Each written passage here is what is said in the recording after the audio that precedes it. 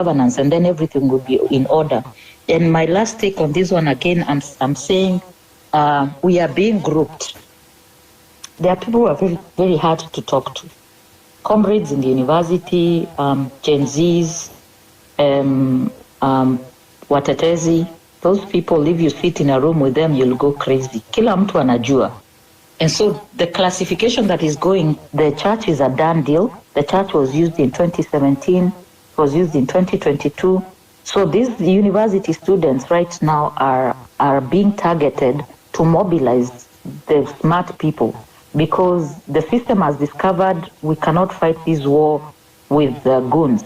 We are fighting with brains. So what are they going to do? They are going to recruit you. Wacha hivyo mnaniambia ati mimi nimetumwa kuja kudisrupt. I'm here just to educate you and to tell you the people you're dealing with are my peers. They are ruthless. They don't care that young people are not in school. They don't care that Linda Mama is not working. They don't care.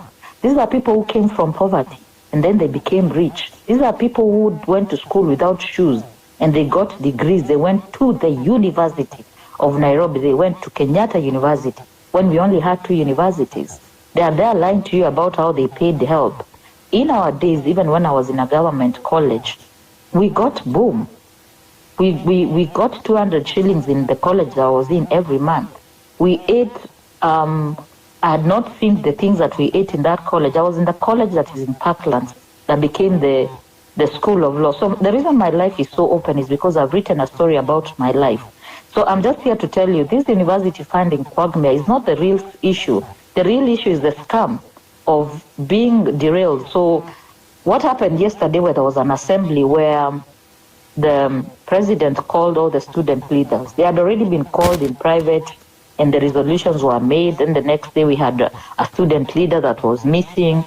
And then we have this scenario where the president wants to meet them. Do you know why he wanted to meet them, in my opinion? He wanted to seize them up. He wanted to see if they are smarter than him. He wanted to see how radical they are. And people bought into that. And now that's the discussion in every forum. We think we need to go back to the discussion and ask, how are we going to mobilize the young people to vote? Because if there's anybody who has a prize who is likely to be bought, it's a young person. You cannot buy someone my age. Utanunua na nini? The worst ungeniuzia was uoga. But then I saw young people coming out and said, if I die, let me die. So Pipita, siku ingine ukiona nimeanikwa huko nje, just give hola. Tunaweza kula lunch pamoja, because this is not easy. This is very hard work. I don't know why Small is giving me a thumbs down. Do your life and I do my life. You know, if there's something that I've said that you don't agree with, ask for the mic and come and make your presentation. I love my country. I salute all the young people. I grieve for the mothers and fathers who've lost their children because they wanted a better Kenya. And I pray for all the young people who aspire to get education. And I'm just saying this. I taught myself to be a writer through Google. I went to the University of YouTube to become a writer. So if you think education, getting a degree is what will make you a better Kenya, it will empower you. It will make things better. But having a better country is an emergency right now. What it is lockdown? Lockdown came and people had to learn online. How many people have fake degrees? Someone did for them that degree. What we need to educate our people is to impart wisdom to this generation. There are things the young people know that I don't know. They have more technology. Their minds are more open. There are new things I can learn from people. But this pitting people against each other is exactly what the enemy would have us do. The devil comes to steal, kill, and destroy. I believe in God. I don't preach, but I've done that in my life before. And so, Pipita, I will continue. I will not be as active in forums because now I host a space on Wednesdays. Thank you for giving me the opportunity to give my very long speech. And sorry if I'm not your cup of tea. It is life. We tolerate each other. Asanteni. Come on, guys. I am not judge, juror, or prosecutor, so I'm not going to go into Redemptor's story. And as we've heard, she has been around longer than us. So, yeah, thank you so much for your submission, Redemptor. And also, I like it when people who have actually been around more than me talk, because they are also talking from a place of history where I cannot attest to. 22 minutes to the top of the hour. I see two more speakers who are new. David, how are you doing? And also the culture of intolerance. Najaribu kutoka hapo, tusirudi huko. David, talk to me. Good evening, guys. Good evening.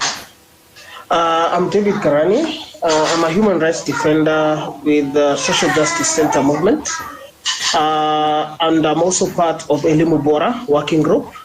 Elimu Bora working group is a consortium of a lot of human rights organizations that came together, and they're looking into education matters.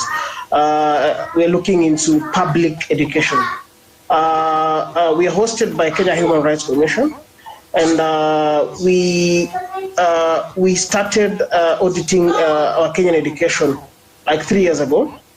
And when the issue of the new university funding model came out, we moved to court as Elimu Bora and Kenya Human Rights Commission and the Student Caucus. We moved to court last year in October, and our case has been lying in the courts for a year now. Anytime we are close to mention, it's given a new day. We don't understand what has been happening. Yesterday, we held a presser at the Kenya Human Rights Commission offices, and we called out to the judiciary to ensure that our case is heard and determined.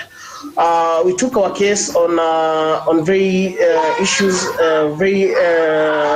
ground issues that we felt were not considered when the new model was being forwarded to Kenyans. One of the issues was the inclusion.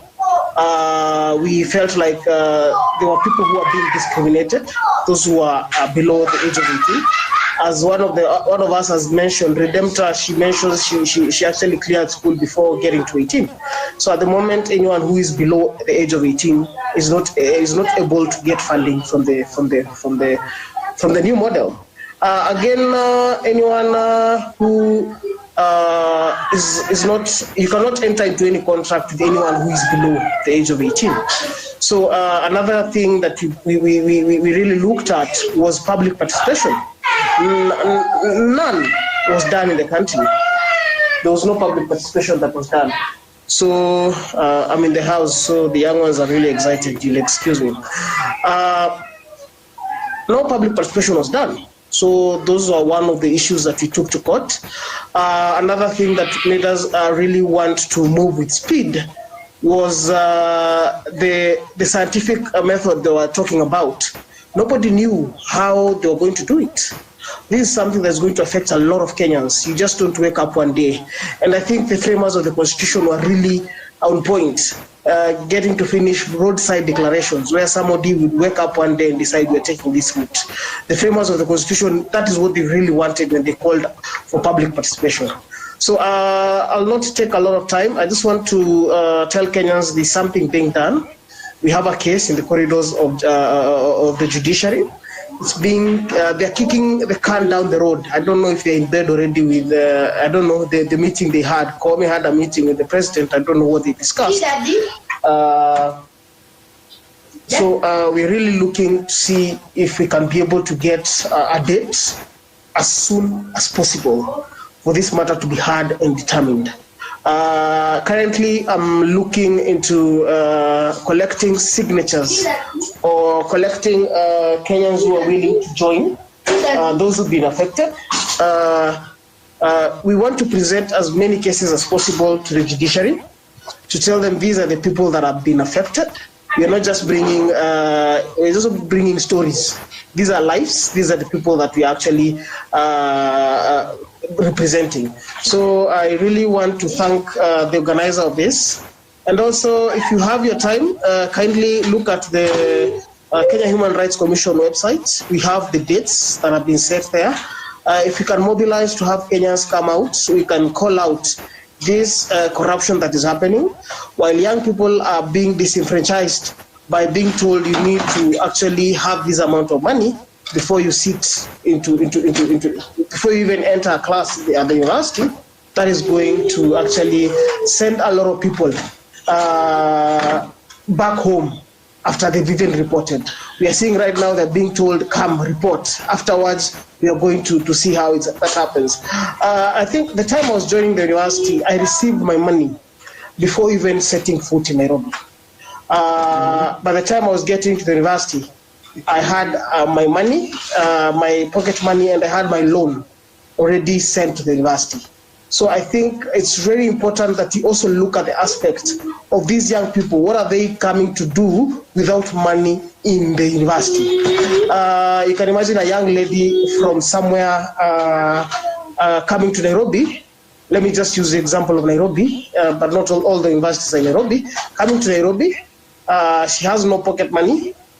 She has nothing. She cannot even attend classes, because she can attend classes, but afterwards she'll not be able to do exams, because you need an exam card to do exams. So you can imagine that young lady is going to be forced to do some things that I'm going to mention in this platform, because you all know how a young, beautiful lady is vulnerable in this city. So we also see the young people. You can imagine a young man who is energetic being jobless or being moneyless, and being in the city and being told, we will sort you out. How do you tell people to come to university or sort them out? We need a plan. So I'll just, that's my time. I don't want to take a lot of time, but I'll just urge Kenyans, the judiciary is the way to go. We need to be taking these cases and demanding, putting pressure that these cases are hard and determined. Because clearly this regime is a one-man show. Clearly you could see yesterday, if this was something that was prepared by someone else, we would have a lot of people coming in to taking questions. But the only person who understands this is the president. And that's why he came out to answer questions, because he's the framer of this whole model. He's the only person who understands it. So nobody else understands it. Even the people who are giving the loans, they're being given instructions as it goes. They're being told, now reduce this, increase this. We cannot be framing something on the way. These are lives. These are Kenyan people. These are the lives of Kenyans. We cannot we just start something and then on the road we'll find a way. The framers of the constitutions did not want to see. They did not foresee a day where Kenyans will be taken back to this day that we are here today, discussing about something that is affecting millions of Kenyans. Or I'll just end by saying, education is the only thing that can free you from the chains of poverty. I'll tell you this again. If it doesn't, even if you don't get a job and you're educated, even if you decide to do your small business, it will succeed. Even if you die without getting a job, with education, you are never the same. So I'll just take, that's my submissions. Thanks a lot. And I really appreciate that we are having this. We really need this in our country. We discuss this and be able to get to know the way forward for our country. We will need mobilization when the judiciary decides to listen to our case, and we really thank everyone in this platform. Thanks a lot. All right, thank you. I see Ruringi is saying that I'm not picking his request. I can't see your account, Ruringi. Maybe refresh and then request again. Refresh, then request.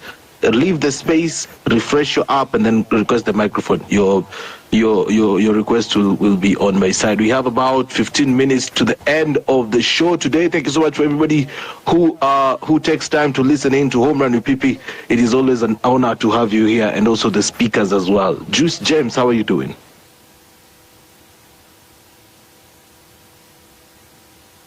Juice, unmute your mic. I'd like to hear from you. Hello, guys. Good evening. Good evening to you. Okay. What I want to talk about is the way we are handling this issue concerning the funding model, especially with the comrades.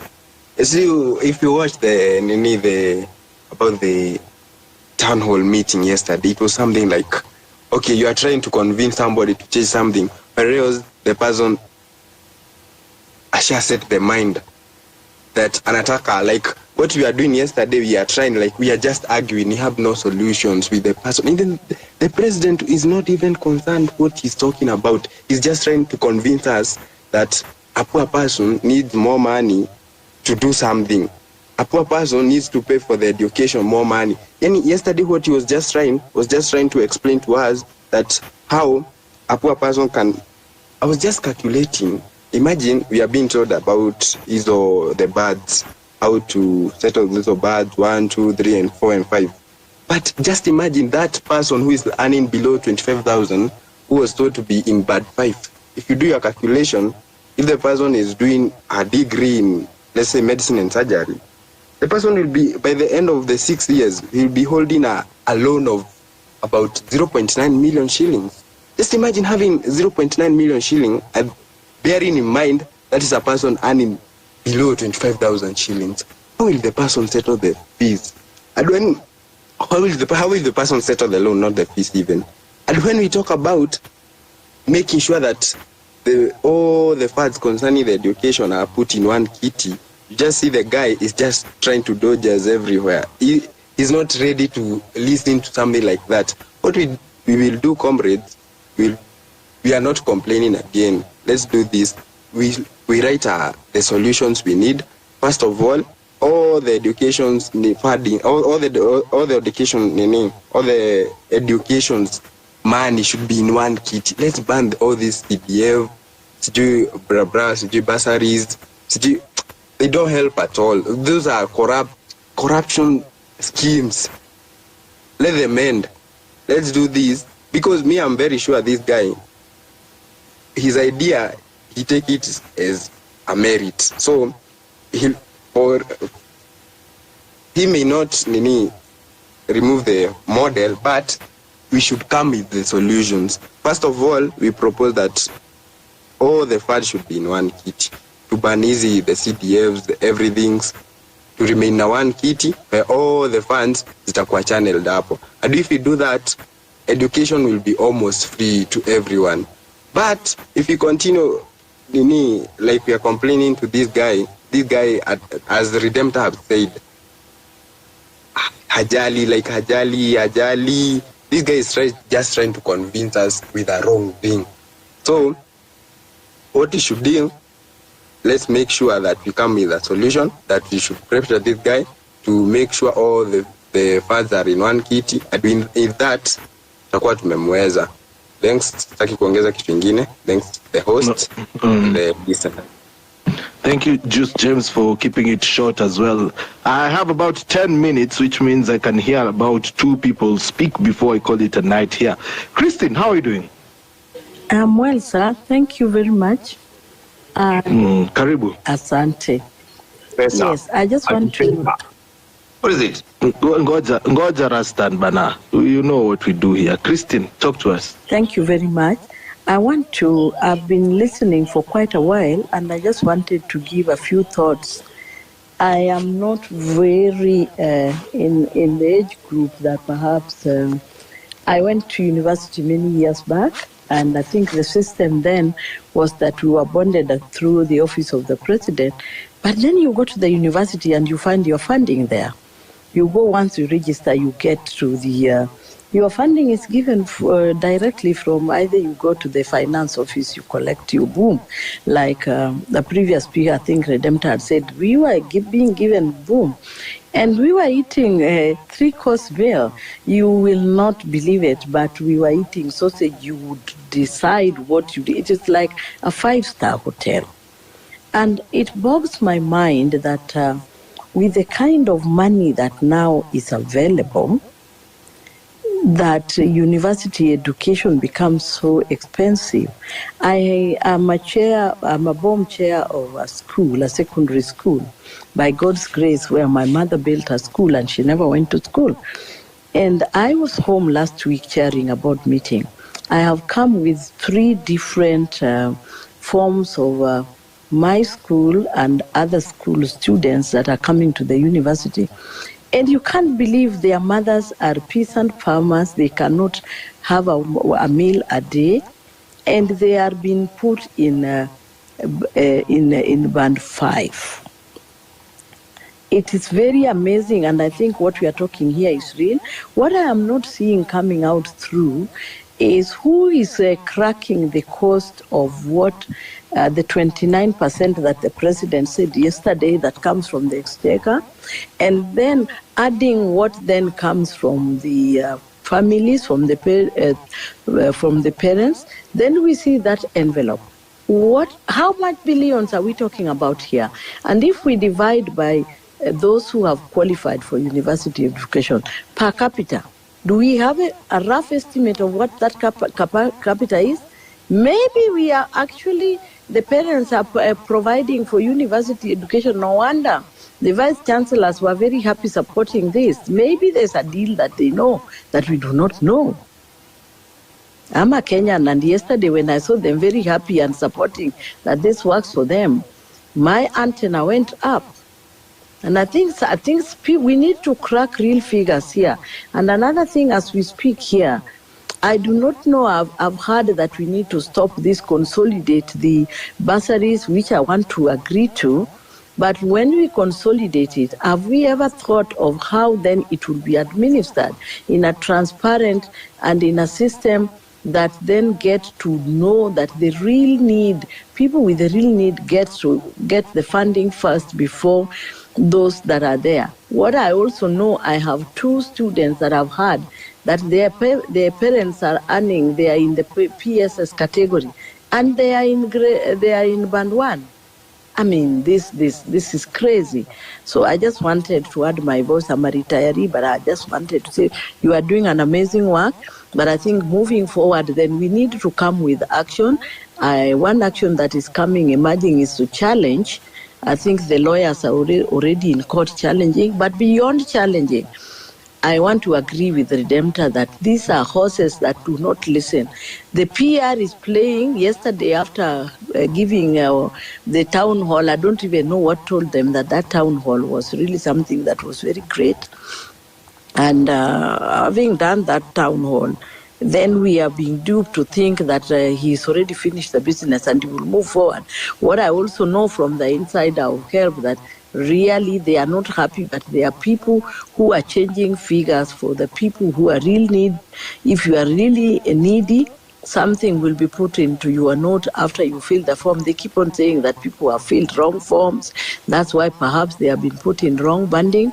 I have been told from insider that that is not true. There are few people inside that are changing those forms from the inside. So I want to leave it at that. I will not disclose much more than what I know, but I think we have real work to do. So I want to encourage everyone that we really need to change the face of Kenya. Me, I'm old, my grandchildren are going to school, but I cannot see their future if we do not secure this country. Thank you very much for the mic. Thank you so much, Christine, for sharing your thoughts as well, and of course, giving us a perspective of exactly what is going on in the ground. Rastan, how are you? Bro. Bro, I don't greet you. I don't want greetings, and fuck that shit. Let me tell you one thing. Language on my show. Language on my show. I'll throw you out. We're having a lot of big when I wake up in the morning. When I wake up in the morning, I just go to my ex. Do you know what I get? Complaints from my children. They are crying. They are bringing shit to me. What the fuck? Hey, then I look at my land. Naangalia vitu za nyumbani. Na a check out of that. Unakuta ni nini? So you guys, I'm calling you for a memorial. Ile ya 2007 wakati watu lichomwa kwa ile church. I'm calling you there. We're organizing this. I've been, I'm there. Usigongwe, okay? We are getting more information now. We want to do that. Kama uko available next Saturday, kama Sunday, we are not get. Let's say Saturday, because umekuta hiyo church iko na imejengwa. I didn't know that. I was so stupid. I live far away, so I had to get the information. So we are getting more. You guys, can we go for memorial pale Kiambaa, mahali watu walichomwa kwa church, ndio huu jamaa rudi Hague. That's my plea, okay? Just that, okay? We gone. Thank you for that, Rastan. Lakini ukudili na Rastan bwana. Mpaka tu ujue kuna PG.